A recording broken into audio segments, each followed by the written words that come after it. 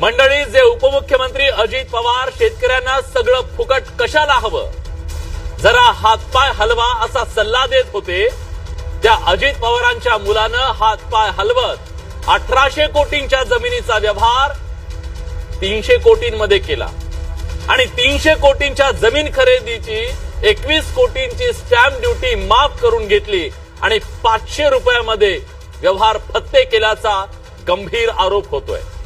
पुण्यातल्या अतिशय उच्चभ्रू भागातल्या 40 एकर जमिनीच्या घोटाळ्याच्या या प्रकरणानं महाराष्ट्राच्या राजकारणात भूकंप आलाय। मुख्यमंत्र्यांनी प्रकरणाचं गांभीर्य लक्षात घेत कारवाईचे आदेश दिले। एक तहसीलदार आणि एका दुय्यम उपनिबंधकाला निलंबित करण्यात आलंय। पुण्यातल्या ज्या कोरेगाव पार्क मध्ये ही जमीन आहे तिथल्या मातीच्या खड्याला सुद्धा सोन्याचा भाव आहे।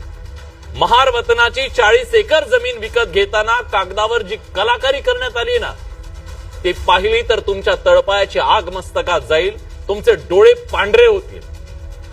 पैसेवाल्यांच्या साठी कायदे नियम कसे करा वागतात त्याचा आधार घेऊन खुर्चीला चिकटलेले जळू पैशांचं कसं शोषण करतात, त्यासाठी व्यवस्थेला कसं बटीक बनवतात, सामान्य माणसांसाठी टेबलांच्या पलीकडे बसलेले सरकारी गोगलगाई पैसेवाल्यांसाठी कशा पीटी उषा सारख्या वाऱ्याच्या वेगानं धावतात, हे तुम्हाला या सगळ्या प्रकरणात दिसेल।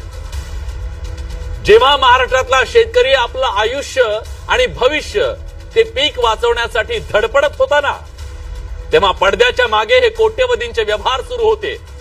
आतापर्यंत या प्रकरणातील ज्या बाबी समोर आल्या त्या सामान्य माणसाला अक्षरशः चक्रावून टाकणाऱ्या आहेत। त्यामुळे 5 गंभीर सवाल उपस्थित करतोय।